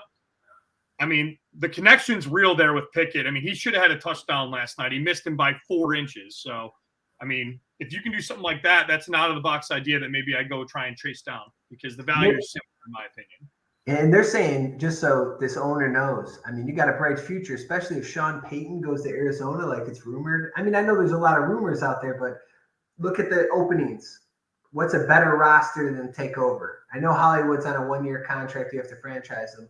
But damn, you get Kyler Murray. And how the hell, I want to take it a step back, John. I don't mean to go. How did Kyler Murray know what the scheme was? My man was playing the new Call of Duty. He had no idea what the fuck he's talking about. The only guy in the entire NFL, the history, there's been thousands and thousands of players never had, hey, you have to have a film study. Hey, dipshit, you have to stay for study hall. You're the only dude. The only dude. So you to criticize the game plan is fucking hilarious. So he must have either maybe he's just like a rat. That was the problem with Russell Wilson, just so everyone knows. Russell was the first guy in, the last guy out. And then he started dating his wife, and he was no longer that. So that's why people lost respect from him, because he wasn't in the lab as much. Not saying he's not a hard worker. Just saying your teammates keep tabs on you. So I wonder what his teammates thought of Kyler Murray. Is he in the lab all the time now? Is he like, hey, this is my prove it, I'm in there? Cliff is out there, running around, downtown Scottsdale. I don't know. I'll come back to the Hopkins point one more time. I want to get your guys' opinion on this. I mean, would you move Nuke if you could take Hopkins and another one of those pieces on your team and then go get someone like a DK Metcalf? So you get younger, can still get similar production. We talked about Seattle's schedule coming up, the explosiveness of that offense and the pass rate they have going on there. That's something I'd explore, knowing that you've got a couple guys on your bench right now, like a Gallup, like a Hardman that you can go and plug into one of those flex spots. That'd be a route I'd go and explore too is, hey, can I go and get younger at wide receiver while still getting production and using some of my depth to help me out and stay competitive? I'm thinking here that, okay, yeah, London is a great piece, but it'll be a better quarterback next year, obviously. So, Yep. You can't get rid of Nuke right now if you're going to stay, if you're going for the title this year, you can't get rid of Nuke. It is what it is. You're stuck with him. McLaurin's on his way up. DPJ, I think just because people are making such a big deal about him right now, I feel I can get a lot more than what he's worth in reality. I think you guys had said he's on the way up, but is he? I'm not really sure about that. I think David Bell has got more of a upside than DPJ right now. So I don't know if I think I take my chance on selling him for. I think if you sell him, you got to wait for a boom week, right? Watson comes back, he blows up, puts up 16, 18 points. Well, let me ask you this much. Him. Let me ask you this, because I don't think he's ever going to have a boom week besides like 20 points. That's just considered like his boom weeks. Yeah. But he's consistent having like 10, 12 every week, 14, 16, something like that, So I don't think he's ever going to have like a 50-point week or a 35-point week or whatever. He's always going to be your 12 to 15-point guy. He's consistent. He's a great flex play, but he's never going to be somebody that wins your league, or wins your. He's not going to win a week for you. He's someone that's going to be part of a winning week when our players bust out, but he's not that guy. So I that's just me kind of thinking out loud that if I'm going to trade somebody, especially when you talk about trading people at high value, he's been on the radar. He's been on everybody's radar for a while. He's pick him up. He's the guy. He's the guy. Michael Gallup. I think we know what Michael Gallup is at this point in time. I don't think he's anything special either. But these are guys I'm looking to. I know their ceiling now. I've seen them for a couple of years. I kind of know what they are. They might have a boom week every once in a while, but they're just normal flex plays. And are you going to just hold on to flex plays your whole time, or you're trying to get better? These are guys I'm trying to get second round picks for, if I can. What would if you had DPJ in your roster right now, and you had a couple guys like Hop, London's not going to win you nothing this year because he ain't doing shit, but Hopkins and McLaurin, and you had Gallup and Tolbert ain't doing shit. Robinson's out for the year. Green's not doing anything. Hardman's on IR. You almost need to keep DPJ if you're contending. And this guy, it's the thing. He's kind of handcuffed with these rosters. He's got so few receivers here that are producers. So he really only has Hopkins and McLaurin. That's his biggest issue, in my opinion. Too many backups. He's got backup. He's got everyone's backup. Like you can't draft scared like that. I mean, I think his team is good. The thing about DPJ is like Jacob Brissett sucks. I'm sorry. I hate to break it to you. And before. Just look at since October 16th, or you could just look. You are right, John. He's going to get you that 12 to 15, but that's what you're looking for with your third wide receiver. I mean, I'm not asking much, and that's with a backup quarterback. I just can't see how he doesn't get better, or at least produce more on the touchdowns. He's only got one touchdown, and he's giving you 12 to 15 points. The touchdown regressions has to go up. It just has to.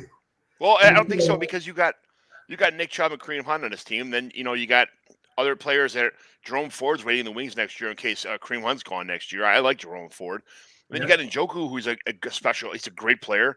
And, I'm not sure that Deshaun Watson's going to come in and just pepper the tight end, but he's a great player. I think David Bell is really good. Anthony Schwartz is producing now, just opening up the offense. He's a fast guy. He can make. He is a field stretcher. Amari Cooper is the obviously the stud on this team, but what happens next year when they draft the number one receiver and all these guys play piggy bump up down the like you're going to keep Cooper. David Bell is probably going to be your number 2 or number 3 anyway. Schwartz will fit. I think DPJ is just the guy. I don't think he's anything special. Well, Schultz got cut, right? But DBJ just look at this. He's only 23. I think he went like late 7th round. Remember, he had some injury problems or some shit at Michigan. Yep. Out of Michigan. He's been pretty consistent. And I'm saying everybody you named, which were all good people, and I'm just trying to give you another way to look at it. They all have upside, right? This dude has upside and he's produced with someone that's kind of trash. I mean, Belichick didn't like him. He's obviously the guy from Miami didn't like offense, so he tried to start him a few times. Now he's back in New England where they hate offense. But, I mean, you got to just look at the guy's stats. I mean, just break it down. This is like a running offense. We can all say that. It's a running offense. Right. Amari Cooper, we all know this about Amari Cooper. Amari Cooper doesn't show up to every game. I mean, Amari Cooper is like a 12, he's like an NBA player. He plays every other day. So he's got 42 catches, and I know you don't like to hear the stats, but I'll just break it down. He averages 14 yards per carry with Jacob Brissett. I mean, that's simple enough. He's got 1 touchdown. He's been pretty consistent outside of last week for you. That's with a dog shit of a quarterback. I mean, that's insane to me. I feel like the upside you said about all of them, I feel like he has that, and he's 23 years old. And I don't know. The guy was one of the top, if not the top wide receiver out of high school. He had some injuries. It seems like he's getting pretty healthy. That's just my opinion. Maybe I'm obviously a little jaded. I'm not even a Michigan fan for all you people that think I've been giving a lot of shout outs to Michigan. They just beat the shit out of Ohio State. I'm a Notre Dame fan. But that's just my opinion. I agree, John. You're bringing up some good points. But, damn, I feel like I would love to have that asset. I'll just tell you that. I don't know where he drafted him or what, all that stuff. But right now, keep him steady. Are you keeping Gallup? Ooh, Gallup. Last thing about Gallup, came off an ACL. You did mention, we already know what he is. You also got to give this guy some leeway. Everyone wanted to get rid of OBJ during that playoff. Remember, he wasn't producing in the end, right when he got back on the field with the Rams. And he slowly but surely got better, right? We got to forget, you're coming off an ACL. The dude hurt it in the second to last game last year, if I'm not mistaken. So he's not even a year recovered from an ACL, and I understand it's 2023, so I don't need no doctors coming after me. But the thing is, I feel like every week he's getting in there. And one thing we've seen, even though CeeDee Lamb wants to do this all day, he has been shut down by number one corners, or at least been contained in a manner is not getting those wide open. And then, I feel like Gallup is, especially if Schultz can get his shit together, and open up the middle of the field. Gallup's going to be the guy that's running down the sidelines. I don't mind him, but yeah, I guess if you're going to move a piece like Foreman and Gallup, we've already discussed that. You got to put 2 of those pieces that might be appealing to get rid of them. But I would give Gallup some time. I wouldn't cut him by any means or do anything stupid. But I'm a whole lot Gallup too. I think right now we need to continue to see how he gets healthy and how he produces. The talent's still there, right? I wouldn't expect him to ever be a wide receiver 1, but he can be a productive wideout in fantasy. So I'm a believer in let him get healthy, see what he is, and then if you're going to flip him after he's had some value come back, right? Because you'd be selling him almost at a floor right now. So I'm holding right now with Gallup. There are no trade deadlines in our dynasty leagues at all. 365 days a year across the board. That's what it is. So if I get knocked out in the first round of playoffs with this team, I'm dumping Gallup. I'm dumping Tolbert for somebody that wants, you're not going to get anything for Allen Robinson. You might get a bologna sandwich and served in a dirty ashtray, and that's about as far as that's it. Let's look at your running backs. If you can get a 5th round pick for Jarrett McKinnon, like somebody did, or Caleb Huntley, if you can get a 3rd round pick for Huntley, JaMychal Hasty's what is he going to do after this season? If you're knocked out in the first round of playoffs, those guys. I think you bring up an interesting point, though, John. The enigma on this roster, in my opinion, is Isaiah Pacheco. Because clearly the Chiefs are still searching for running backs. They keep adding guys to the room. Sell. He's an undrafted free agent, right? He's coming off a good week. The draft capital isn't great. I actually really like him as a player. I think he's a better real life player than a fantasy asset because he's not catching a ton of balls. If I can go and flip Pacheco for a good piece to help me contend or get me in a better position from a dynasty perspective, I'm probably doing it right now. I like the guy, I like the talent, love the offense, obviously, but there's a lot of mouths to feed at Kansas City, and they still are searching, and they're going to play Melvin to some extent, unsuccessfully probably because I think he stinks. He's washed, but I'm probably looking to sell Pacheco. That'd be the one guy in this roster I'm definitely looking to move. Yeah, you sell Pacheco for Christian Watson. Yes, all day. Yeah, all day. 1,000 times. Rondell Moore. No. All right. Let's see. Elijah Moore. No. Probably not. All right. What about let's see Jacoby Myers? That's interesting. I'd probably be looking to get a pick in return. I'd probably want like a high 2. So John, you brought it up earlier. Josh Palmer.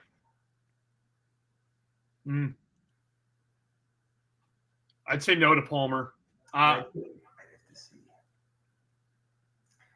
want to see what happens with Keenan Allen after the year, right? Does he leave the roster and then he becomes the number 2 behind Mike Williams? That's a different conversation, but I'm waiting on that. My question is, we started this whole segment off, not even this segment, we started this whole day off is people are getting impatient. So who's at the bottom of the barrel that is got some 1 or 2 assets? I mean, obviously we just talked about it. The one guy flipped the entire the top 3 players in fantasy for a bunch of draft picks in a massage therapist. So, I got a lot of jokes about that guy. I'm terrible. But so you just got to find out and utilize someone that's like, fuck it, I'm done. Isaiah could be my future. He's in KC. And, listen, Kareem Hunt didn't share the backfield with anyone. Okay.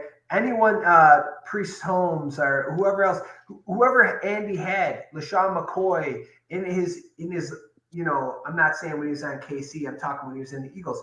He loved one running back and he utilized the shit out of him. Since he's been in KC, he outside of Kareem Hunt, and then he became a kicker.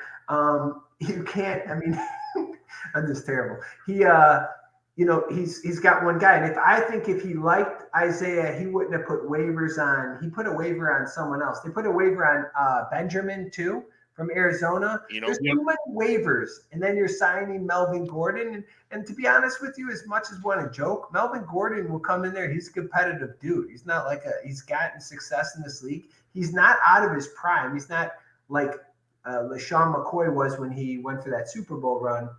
So can you get a Tyler Lockett? Was that way out of fetch? Is that way too high to get a Tyler Lockett, John? Steve? Not necessarily. It's in the ballpark, but it's all right. I just my glaring thing right now is while Justin Fields is hurt, I'm getting rid of Trevor Siemian ASAP to the Justin Fields owner. I'm getting rid of Bryce Perkins right now, the Matthew Stafford owner. I'm getting rid of these guys who are never going to play on my team. You got Josh Allen and Kyler Murray. You're never going to start Trevor Siemian. You're never going to start Bryce Perkins. Get rid of those guys for anything you possibly can right now while you possibly can, because they're going to be nothing to you in like 3 weeks or a month or next year for sure. So those are the first moves I'd make. After that, does trade for them?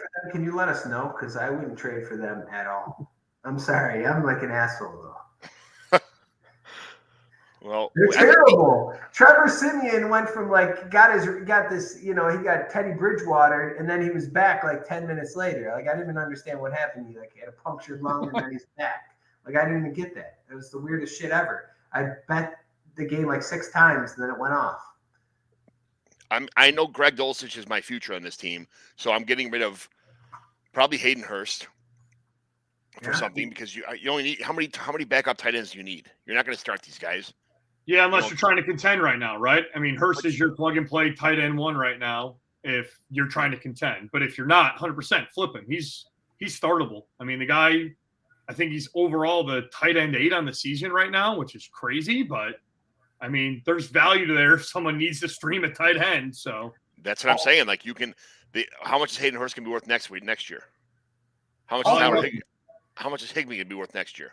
Exactly. And then also see who the Burrow owner. Hey, who's their tight end? You want to get double the points. You try to sell it like that. Hey, asset to asset. So you try to do that. Exactly. I think Hurst, I would get rid of, I would trade. What can we get for Foreman? What's your trade analyst stuff saying we can get for Foreman?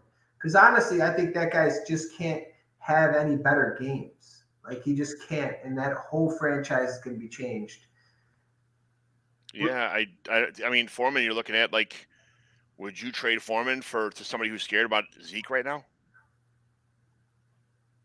You want a receiver? Would you go after 100%? Again, would you trade Tyler Boyd? Would you get Tyler Boyd to get rid of Dante to get rid of Foreman?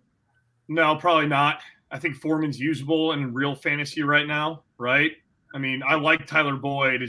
It's a very boom bust player as a wide receiver 3. He's had his great weeks. Chase is coming back. It's less targets to go around. With P. Ryan playing, he's catching more balls than Mixon. So if you're thinking short term, I probably don't do it. But Al Lazard?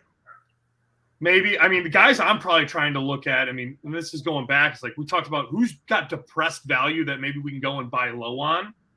Jahan Dotson coming off dud, coming off a 2-point week, coming off a dud. He's got zeros on the board, but the guy's a stud. I think he's still in the top 4 rookies in receiving touchdowns, and he's missed half the season.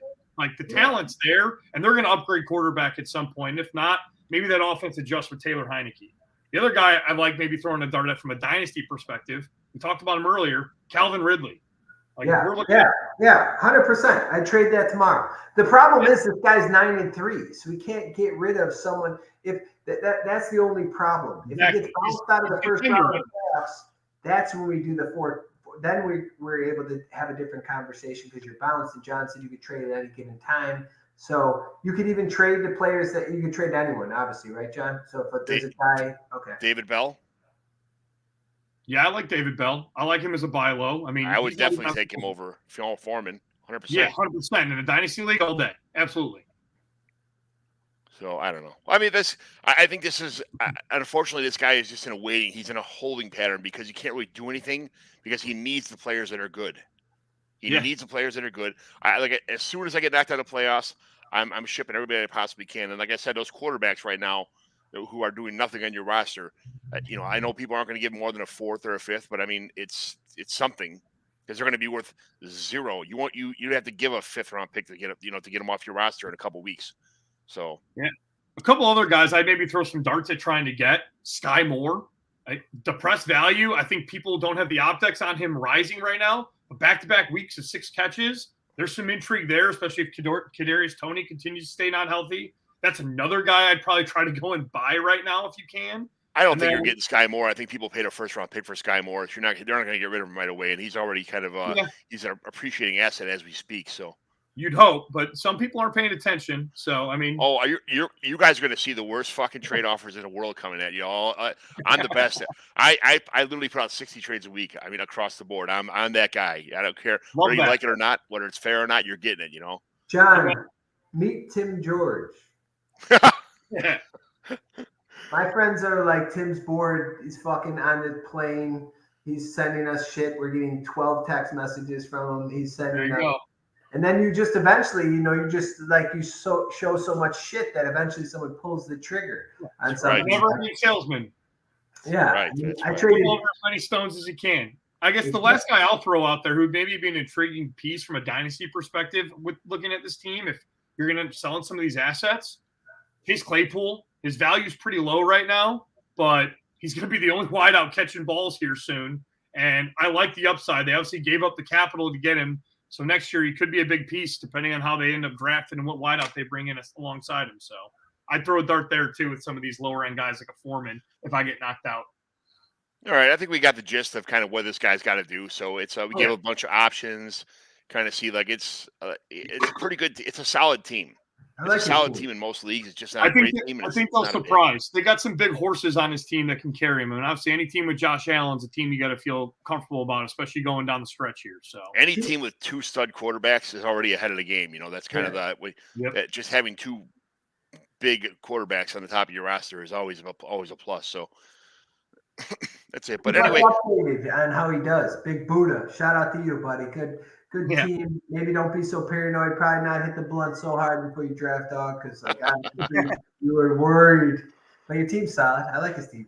All right, guys. So thanks for coming on tonight. You want to kind of see yourself out? Tell everybody like where where they can find you on Twitter, what you do, all that kind of stuff. Any other social media stuff you do. Some people do TikToks and whatever they are. I'm not a social media guy, so I try once in a while, but I'm absolutely fucking terrible at that stuff. So. Tim, go ahead. Yeah. Well, hey, John, appreciate you having me on. It was fun. I like to go off the cuff on a lot of stuff. I just think that you should just talk off the top of the dome. So yeah, no, I mean, I dick around on Instagram a little bit. I got 3 young kids, so I'll try to do a podcast like once every 2 weeks. I talk about mostly Chicago sports, but now with the college football coming up, I talk a little bit about sports betting, stuff like that. But you can find the Mouth podcast on anywhere you have podcasts. But outside of that, just enjoy life. Hope to bump into people anytime. I like to drink beers, have a good time, and I love to bullshit and talk sports, and I like to kind of, go back and forth, on different things and look at stuff from a different perspective. But, much love for everybody, and, love joining tonight. Pass it over to Steve. One of these days when you have time, I think this only goes out to Apple Podcasts. I use Anchor, but I don't know how to set up to the other ones. I'm so technologically disadvantaged. Whatever. Got an inside man that can help you out with all your technical difficulties. Got two IT guys for you, brother. You're all right. Good. Hey, real quick, John. Thanks for having us on. This was a lot of fun. Not too often you get a chance to come on and bullshit with a bunch of guys on a hobby that a lot of people share and love. So hopefully some insightful stuff. I don't think everything we're going to say sticks and hits, but a lot of fun to banter on the bullshit today.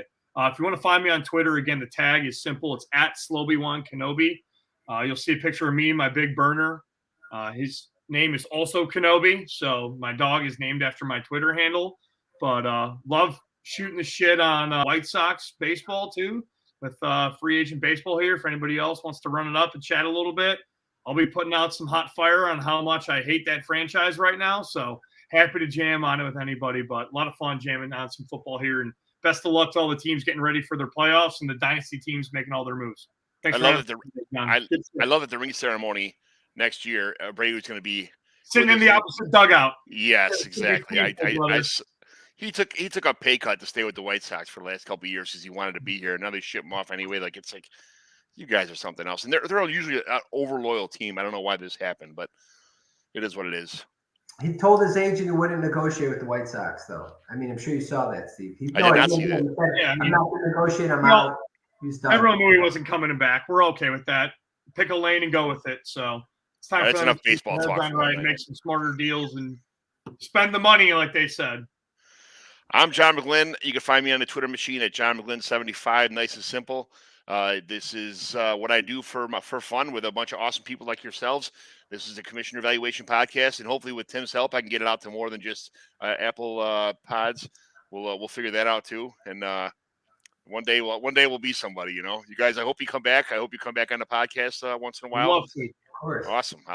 We'll have you as much as possible. Being a JT, I don't know if you've met JT or seen any of these other ones from before, but JT's my co-host. He's another guy smarter than me, like yourselves, that make this podcast awesome. So thank you very much. And Twitter world, YouTube world, every other world, we will see you later. Peace. Take care. Later.